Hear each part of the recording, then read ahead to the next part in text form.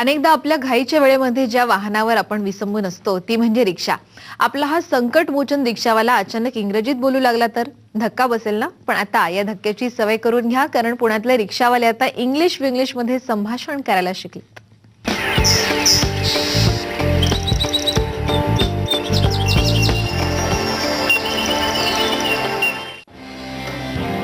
तसं संभाषण कौशल्य हा रिक्षावाल्यांचा अंगभूत गुण आहे. पण एखादा इंग्रजी बोलणारा ग्राहकाला की मात्र त्यांना मूग गिळून गप्प बसावं लागतं. अनेकदा तर गिऱ्हाईक सोडूनही द्यावं लागतं, कारण अपुऱ्या शिक्षणानं इंग्रजी भाषा अवगत नसल्याचा हा परिणाम असतो. पुण्याच्या सूर्यदत्ता इन्स्टिट्यूट तर्फे खास रिक्षावाल्या काकांसाठी इंग्रजी संभाषण प्रशिक्षणाचा अभ्यासक्रम सुरू करण्यात आलाय.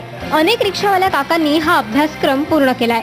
आश्चर्य म्हणजे त्यांच्यातल्या इच्छाशक्तीचं संस्थेनं कौतुकही केलंय. आम्ही जवळजवळ 300पेक्षा जास्त रिक्षा चालकांना शिकवलं. येत्या शुक्रवारपासून आणखी 40 लोकांची नोंदणी झालेली आहे. 40 आणखी लोकांना आम्ही अपील करतोय की त्यांनी देखील यावं आणि ह्या 6 महिन्याच्या बॅचमध्ये त्यांनी सहभागी व्हावं. अत्यंत एक समाधान त्यांच्या चेहऱ्यावर आम्हाला दिसतं. त्यांचा आत्मविश्वास वाढल्यासारखा दिसतो. त्यांना इंग्लिश बोलता येतं याचा एक आतून प्रचंड आनंद त्यांच्या चेहऱ्यावरती किंवा त्यांच्या बोलण्यातून व्यक्त होतो. इंग्रजी संभाषण करता यायला लागल्यानं या रिक्षावाल्या काकांना एक वेगळाच आत्मविश्वास आलाय.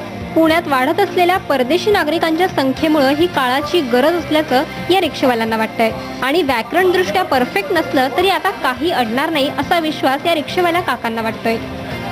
पूर्वी म्हणजे मला कस्टमर समजा फॉरेनर आमच्या रिक्षामध्ये बऱ्याच वेळा बसतात, तर कोणी काय बोलले तर त्यांना उत्तर देणं अवघड होतं. म्हणजे काही काळ आम्हाला कस्टमर सोडावं लागायचं.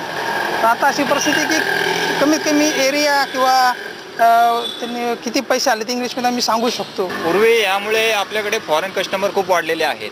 त्यामुळे त्यांच्याशी बोलण्यात खूप अडचणी यायच्या. त्यांना कुठे जायचं एक म्हणजे थोडंफार कळायचं की एरियाचं नाव, पण एक्झॅक्ट नंतर पुढे बोलताना खूप अडचणी यायच्या. पण आता हा इंग्लिश कोर्स केल्यामुळे मला खूप फायदा झालेला आहे की फॉरेन जरी कस्टमर आलं तर त्यांच्याशी मी तेवढं तरी थोडंफार इंग्लिश बोलून त्यांना जिथे जायचं आहे त्या ठिकाणी मी त्यांना व्यवस्थित पोहोचून त्यांच्याशी बोलू शकतो. आपल्या मातृभाषेला अंतर न देता इंग्रजीची कास धरावी लागणारच हे रिक्षावाल्यांनी ओळखलंय. कॅमेरामन सुनील डांगेसह नम्रता वागळे, साम टीव्ही, पुणे.